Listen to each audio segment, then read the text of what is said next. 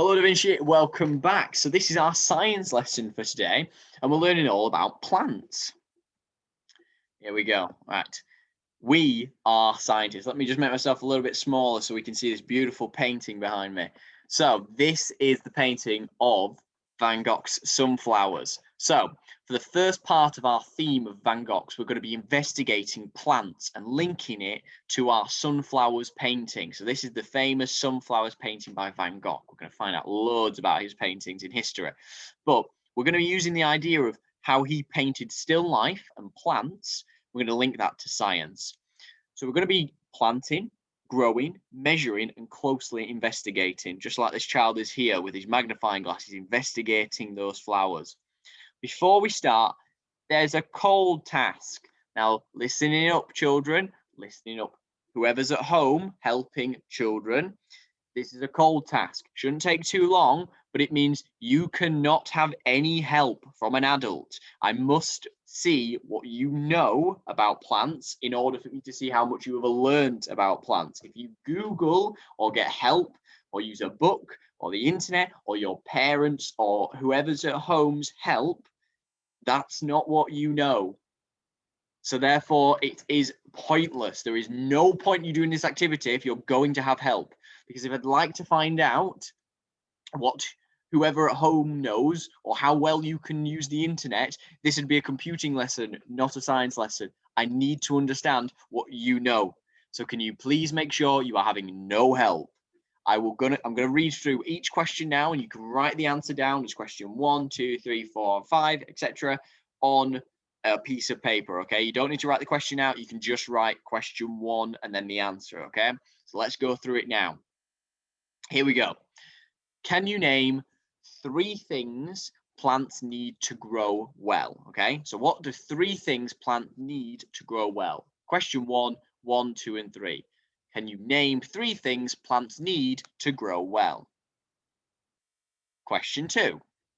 What do you think this is? Write down what you think this is. Question 3. What is absorbed through the roots? Question 3. What is absorbed through the roots? Question 4. I'd like you to draw one way a plant disperses seeds. You do not ask whoever's at home what the word disperses means. We are going to be learning about it. So for now, you need to do your best guess. We call it, and you estimate what you think the best thing to answer this question would be, okay? So draw one way that a plant disperses seeds. And question 5, I'd like you to draw and label a plant. That means you draw it and then you write off it which part is which, okay? Draw and label a plant. That's all I can tell you. Right. That's our cold task done. If you've not finished those questions, pause this video here because I'm going to go through maybe some things which will help you with that cold task. So you now need to finish that cold task off. So pause this video here, finish it off. Once it's completely finished, you are leaving it. You cannot make any changes to it, just like we would do in school. You leave it, and then we're going to go through what the rest of the lesson is today, okay? Once you've done that, we can move on. Please do not think about cheating because it doesn't help anyone. Doesn't help me, doesn't help you because you're then lying about what you might know, okay? Let's just be really, really honest.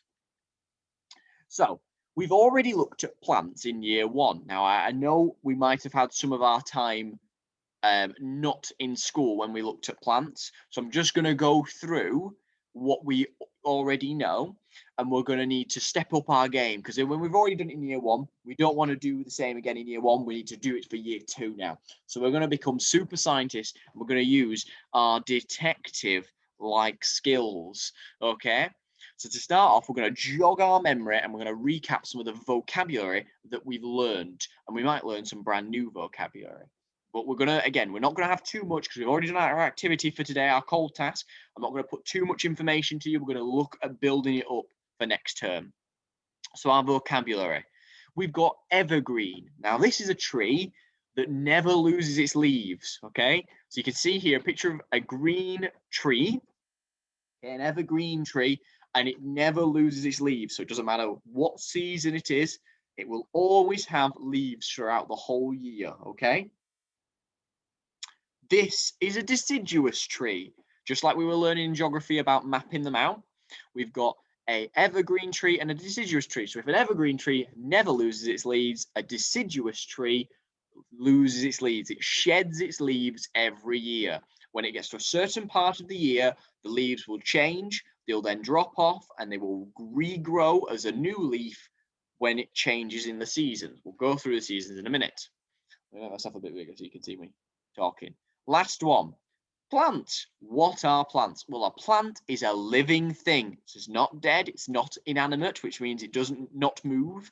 It is a living thing which grows, it absorbs water, and it makes its own food. They are alive. Remember when we spoke about which is alive, which one's dead, and which one's never been alive? We always need to remember things like plants and trees. They are alive, even though you look at a tree and it doesn't get up and wander down the park. It is alive, it is growing, it is making its own food, and it's absorbing that water when it rains, okay? That is something we must remember. It's a living thing. It is alive, like we are alive. Now, let's have a look at some trees across the 4 seasons. So, starting off, I've put winter first. Now, you must remember that the 4 seasons constantly go round in a cycle, a circle. They go round and it never stops, okay? So it doesn't matter which one we have first. We would usually say spring's first. However, if we look at winter first, we can see there's nothing there because you can see it's cold and all the leaves are gone, okay? Then it comes to spring and you can see that the leaves now start to bloom. And that means that they start to grow and you might see some flowering. You've then got summer and you can see that those petals and those flowers have bloomed, they've dropped off, and now you've got the leaves here. And the leaves are now big bushy green leaves that are soaking in all that sunlight. The tree or the plant is growing really well now.